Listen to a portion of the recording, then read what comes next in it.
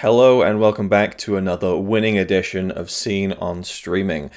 The film and the documentary I'm going to talk about in this video I watched on Apple TV Plus. Yes.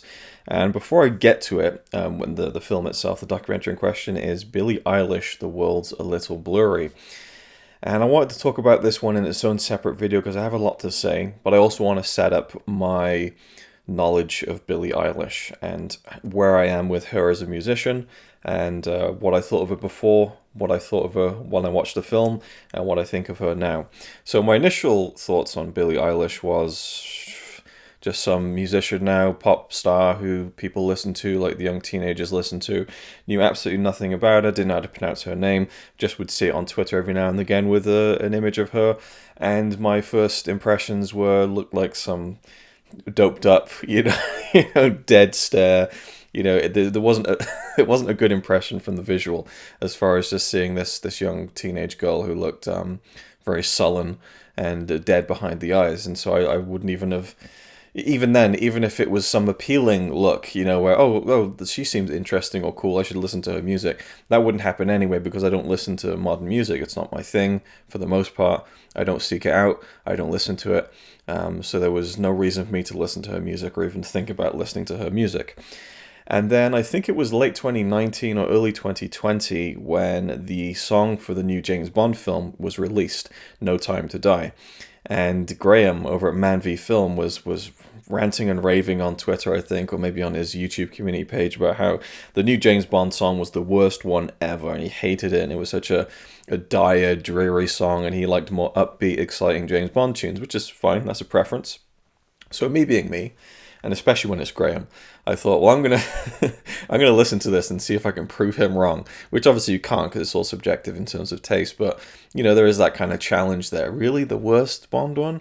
I can think of some pretty shit ones. I mean, they're mostly fun and different, and I love the history of the Bond songs and the Bond movies in general. But I thought, well, I'll listen to this one, see what it's like. I listened to No Time to Die by Billie Eilish, and I thought, that might be one of the best ones. I really like that. And I get the criticism that it's very downbeat and everything, but it's the last Daniel Craig one. It seems very fitting to be a conclusion to a story.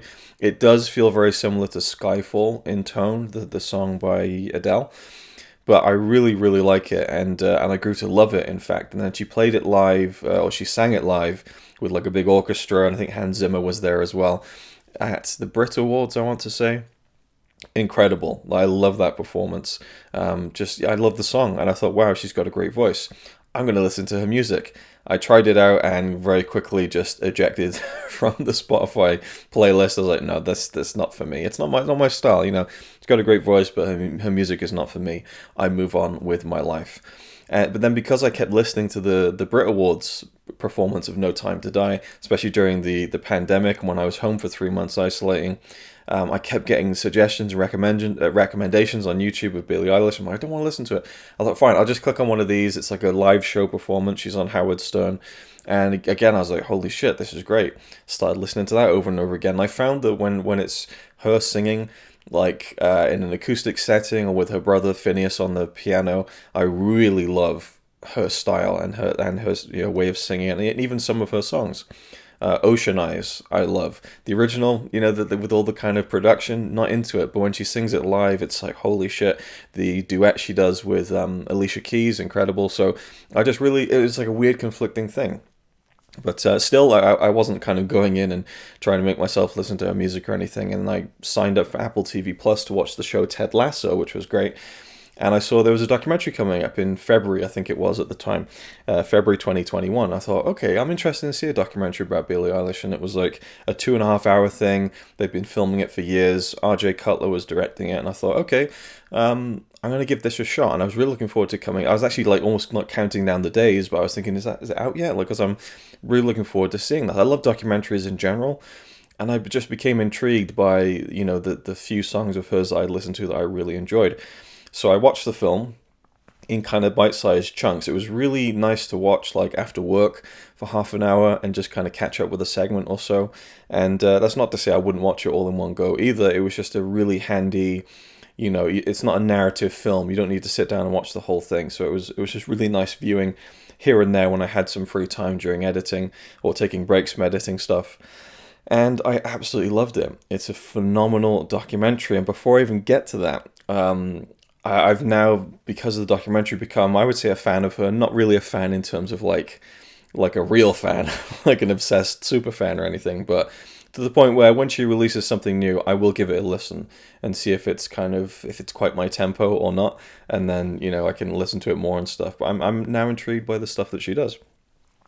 But so the film itself, where was I going with that? I don't know. I had a track, I had a train of thought, and it's left the station. So I was talking about watching the documentary, and I was intrigued to see it.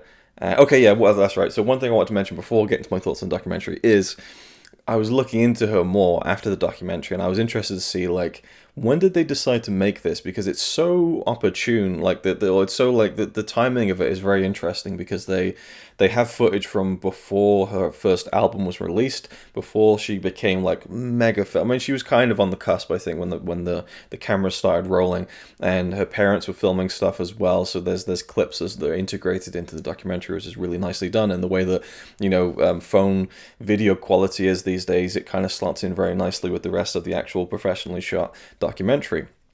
But I was intrigued to look at all these details, and I saw that there was the main criticism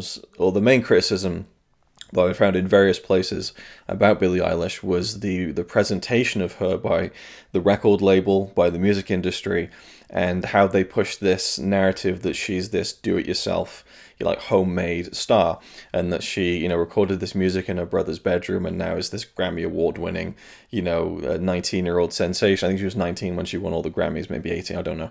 But, very young, very talented, and won all these awards and came from nothing, that kind of thing. Whereas the truth is, apparently, that, her parents are in the industry, they have connections in the entertainment industry, and, obviously they have the certain amount of money to get the equipment, and her brother to get the equipment to kind of record in, really good quality, to make that stuff that sounds great, on an album, on an official release and everything. But I think that, and that the kind of the thing that gets thrown around is she's a studio plant, that it's just they've plucked her and they've pushed her and shoved her down everyone's throats and made her successful. And it's kind of yeah, that's the music industry. That's the entertainment industry. It's called show business. Of course they see something and they find an angle, they exploit it, and they make money. That's how it works. And if we're lucky as kind of consumers of this entertainment, there's a really talented person behind all of that bullshit who's doing good stuff and telling the stuff they want to tell. And I think that's kind of the case here. So I think that if there was this is a 2.5 hour documentary, if there was another half an hour where they went all in on being completely transparent about if it is true, I don't know, I've just read things here and there, I haven't really looked into it deeply, but if it was true, for argument's sake, and there was all this transparent stuff about how they used the context they had to kind of get her foot in the door, and how that all that, then it would be an all-timer documentary. It'd be fascinating to see that stuff. But I think there's a little bit of that in the actual film as it is. So the documentary follows her kind of chronologically for the most part. It opens with this phone footage clip of her getting excited when I think it's Ocean Eyes, the song, goes on the radio. And so it's kind of this, she's really excited about her song going on the radio, and that builds to the finale of the film where she wins all the Grammys. And so you have this very nice kind of arc, a narrative arc in a way, showing this progression over a couple of years. I saw a review on IMDb that said that this is barely a film, it's just a collection of clips edited together. And I'm thinking, that's what a film is. That is what a film is. It's a collection of clips edited together.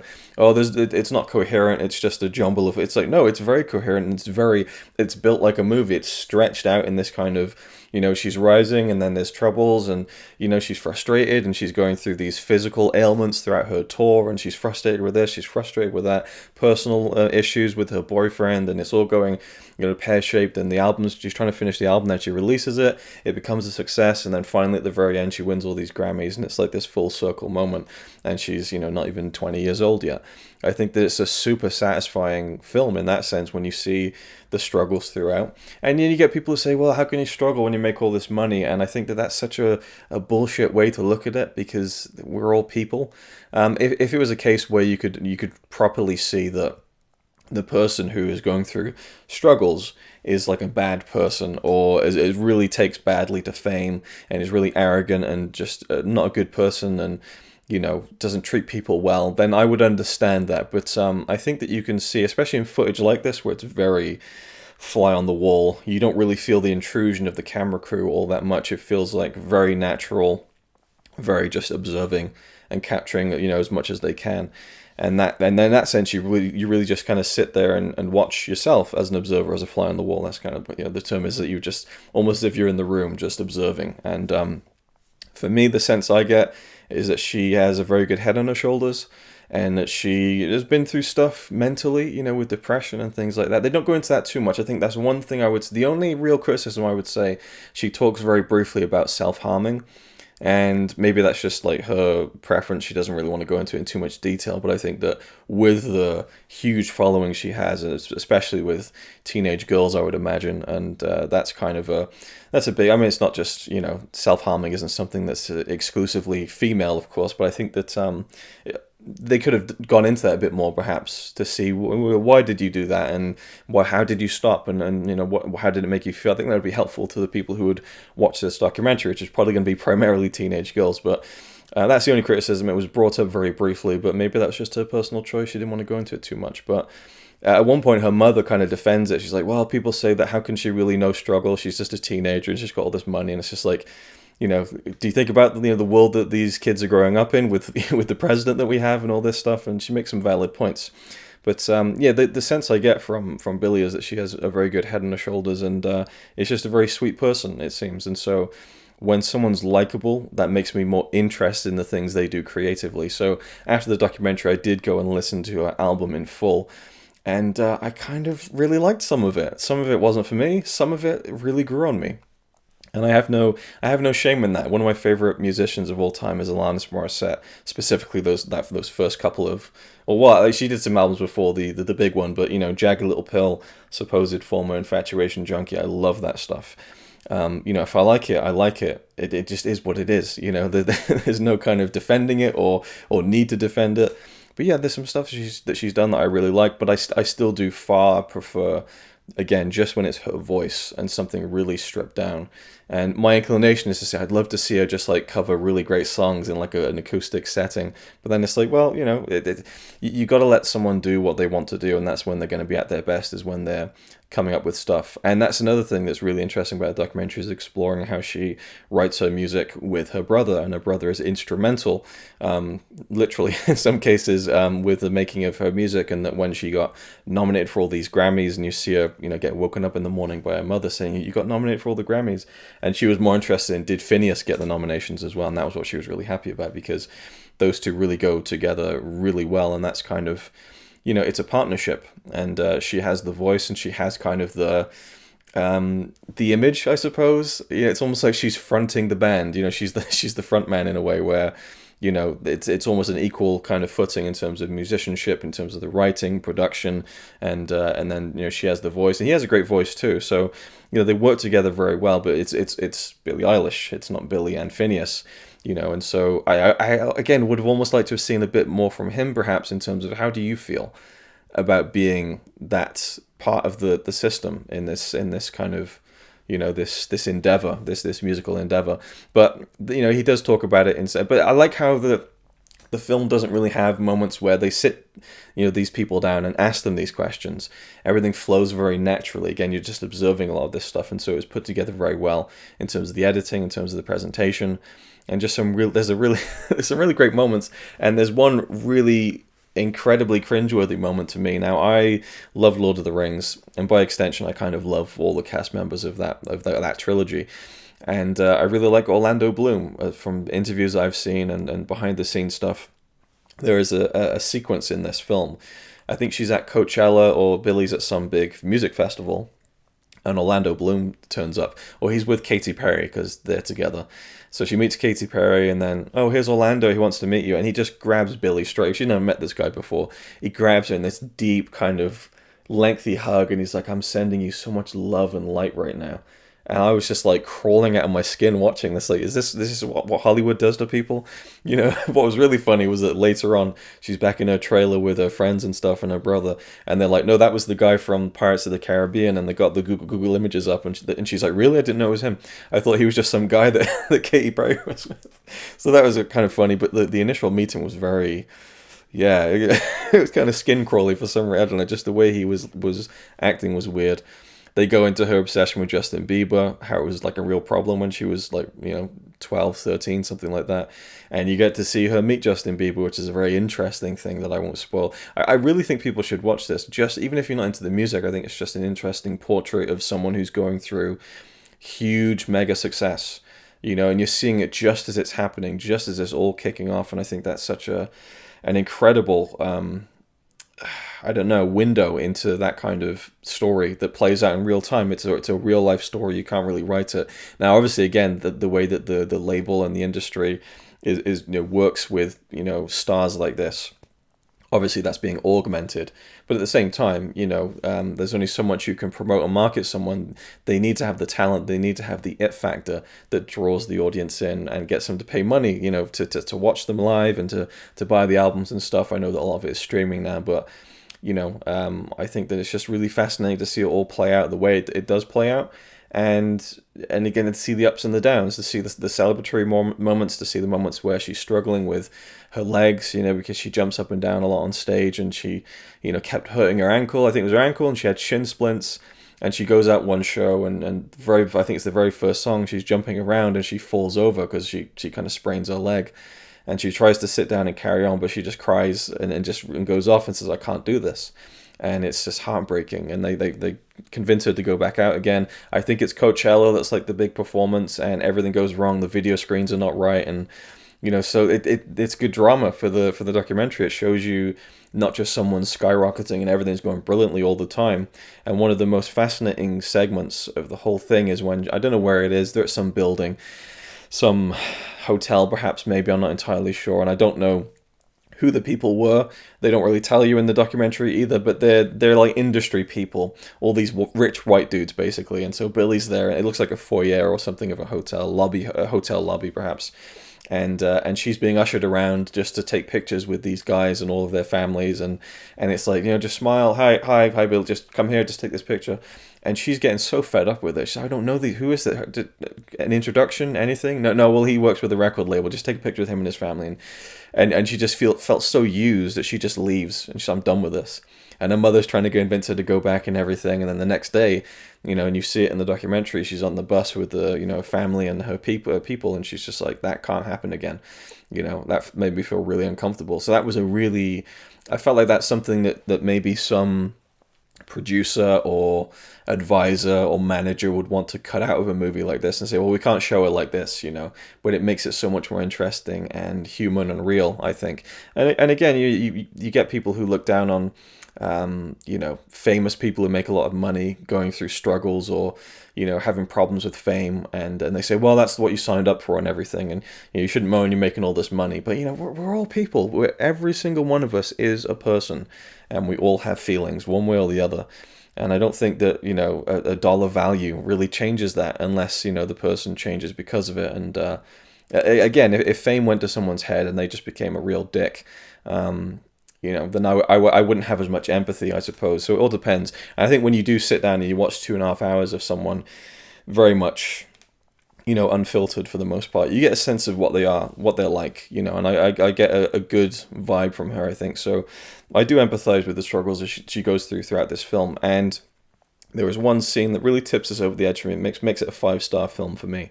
It's the sequence when she drives off on her own for the first time in her new car.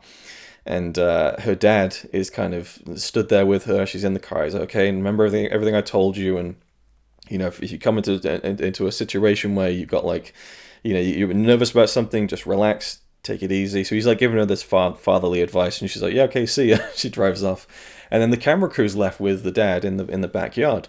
And he's just stood there, and they're filming him. And it's a brilliant example of, I don't know if the director was there when they were filming that day, but whoever was behind the camera, whether it was just a camera person, whether there was someone else there, just kind of, I don't know how they do this.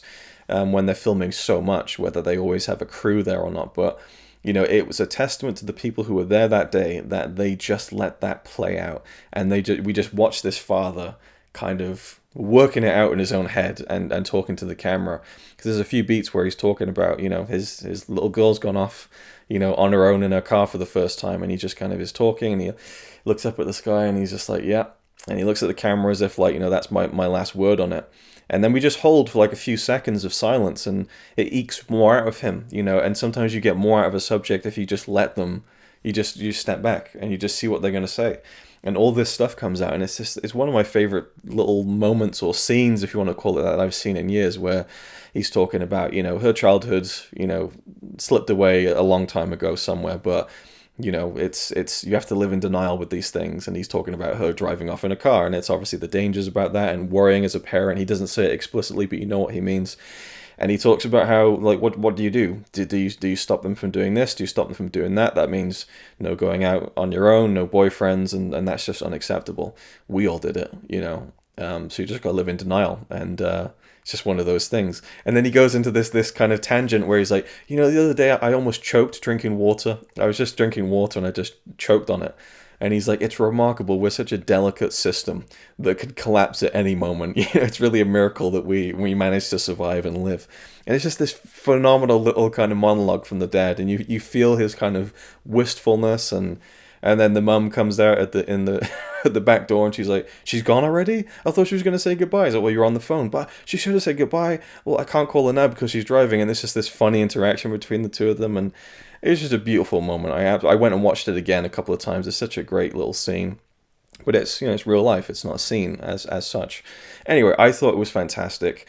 You know, you get to see, it does delve a little bit into, or it does kind of slip a little bit into, not concert film stuff, but that there will be 3 to 4 minute sections at times where you just see her performing on stage. But it's part of the flowing narrative of her going to a show, then you see the song. So it's not kind of randomly interspersed, and it feels like a very natural, it flows very well. But yeah, there's just nice, you know, there's ups and downs to it. So there was no point where I was bored. I was interested and invested in every single scene and moment. And yeah, so it's just one of those weird things where I did not expect at all to like her music based on it's that classic thing of judging a book by its cover. Seeing those images of her with kind of the kind of glazed over eyes and kind of the dead inside stare. And actually, I was speaking to Connie about it. I was like, yeah, I'm watching this documentary. So I hate Billie Eilish. I was like, why? And she's like, oh, that stupid hair. And because she's a hairdresser and she doesn't like the look of it, or I was like, okay, well, what else? What makes you? And she's like, oh, just the way she looks. I was like, yeah, I get it, but I wouldn't say that I would hate someone because it just shows you the perception people have sometimes. And so I showed her some of just listen to these performances where it's just, and she didn't like the Bad Guy song, which I'm not a big fan of either, but you know, that's that stupid song. So there's a multitude of things that Connie didn't like about her, and then I showed her some of the more stripped back performances. She actually has a really good voice. I was like, I know.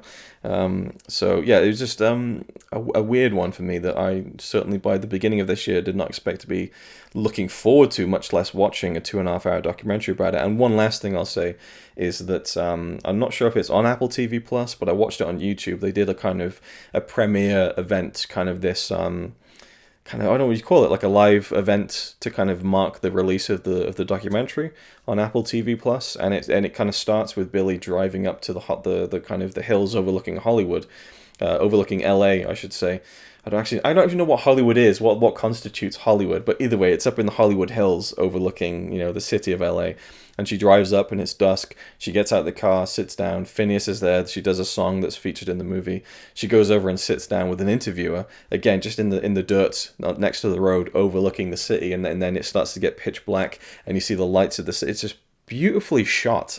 For like a kind of featurette interview kind of live event thing, it was phenomenal. Like it just the visual quality was great, and then also her driving up and the fluidity of her getting out and performing, doing the interview, which was really nice. And the interview was really great and interesting, like anecdotes about how it was for her to make the film and how she, you know, initially was uncomfortable with some of the stuff and then just embraced, and then lots of really interesting tidbits that would be answers to questions I had about how the film was made and how it's put together, how it came about and all that kind of thing. and then she gets in a car and drives off. It's just really well done, just as far as the production, but also a really interesting interview at the heart of it too. So I felt like I got a lot out of that, the film and the accompanying, supplement, I suppose, of that live event interview and production. Anyway, so that's pretty much it. As I said, it's now something where whatever she does next, I'll be interested in hearing it and listening to it and seeing if I like it. And it's kind of, a little bit exciting to see someone who I think that she has a talent and I think earned, all the awards probably that she got. Then again, how would I judge that because I don't listen to all the other music? So, for me, it's like, yeah, that's really good. Maybe does it deserve all these awards? I don't know. But it's nice to see someone who has talent kind of get their moment and stuff, especially at a young age, because then you think, like, what will they do next? There's so much potential, and maybe she'll stop making music in 2 years. Maybe she'll have a 40-year career beyond this and become one of the legends. Who knows? It's exciting when there's that, that there's so many ways in which that can go. And obviously with social media and the way that the entertainment industry is, we'll be seeing every step of that, I suppose. But yeah, it was just a really sweet film too, the close-knit family, seeing that they still lived in this fairly quaint house. And maybe that is part of the image, maybe that is part of the story that they're selling, I don't know. And I did kind of expect her to live in this lavish mansion, it's like $20 million place or something, and she doesn't, at least not when they made the documentary. And so that was kind of a pleasant surprise. There was no point in the film where I felt like she was flaunting her wealth. Maybe with the clothes that she wears, she probably gets designer stuff and everything, but it just, I don't know, I was expecting maybe a bit more of a bratty teenager who has all this money. It's just one of those things. There's one moment where she's kind of joking around with her brother about the fact that she is a millionaire, and just how ridiculous that is. So there's just these nice moments, but there's one thing I'm glad I didn't forget about, actually, and that's how the film kind of pushes right towards this finale, this big kind of emotional climax, which is her winning all these Grammy Awards. And it was this massive sweep. And it was a big, I remember when it happened, I don't follow the music industry at all, but I have Twitter, and it was all over Twitter that she won all these awards and everything. And then watching the film and seeing her, work on all the songs and kind of really, again, put the work in and on stage and in her brother's bedroom, recording an album there and then winning all these awards. It's a nice kind of Cinderella story, an underdog story, even if there was a few, again, it goes to that kind of phrase of it's not what you know, it's who you know, which obviously you shouldn't take too literally because you still need to have talent, you still need to do the work to get there, but, connections help. But either way, it's a nice, you see that the humble beginnings kind of, and then you see kind of the payoff at the end. But for me, the climax of the film for me was this very small thing where I felt so proud of her. I thought that's fucking awesome. Near the beginning, you see her come up with an idea for a music video for one of her songs, and she's like, she gets her mum to sit in the garden with a table. She's sitting on a chair, and she's playing the part of Billie in the music video, and Billie's filming it with the phone. She's like, okay, the camera's going to come here, and it's going to go like this, and she's like got it all in her mind, exactly how she wants this music video to be. Then you see them on the set filming it, and it's not really going the way she wants it to, and there's a little bit of tension there, and she's getting frustrated that it's not going the way that she hoped that it would. And after that, she's like, right, from now on, I'm directing my music videos. And then towards the end of the film, you see like a montage of like, new music videos being made, and then she's there, directing it, on the set, and she's figuring out the camera angles and everything, and she's kind of instructing people. And then you see her sign her first contract to be paid as a director of the music video. That was the climax to me. That was like, fucking A, well done, good on you. That was a really, like, that's awesome. I really like. It's just nice to see someone chase it like that, and just kind of, it was a nice moment, I think, signing the contract like director. That's really cool, I thought. Anyway, I'll leave it there. Have you seen it? Let me know your thoughts down below if you have. I'm going to assume that this video is going to go down like a wet fart on my channel because I don't think anyone who follows me is that interested, but I'd be intrigued to see if you have any thoughts. And if if you have negative thoughts on her, check out the documentary. Your mind might be changed. And again, I don't think it's necessarily a thing where you have to be a fan of her music or you have to feel like the film will make you a fan of her music. I think it's just an interesting story of someone in that very heightened bubble of going through mega stardom, and it's just really, yeah, ultimately it's a heartwarming family story, I think, and that's kind of really cool. Anyway, thanks for watching, and I'll see you in the next one. It's alright by me. Apart from the fact he throws cans of Carlin into a tree. Yeah, he's really cool. Yeah, he's really cool. But he's not quite as cool as you.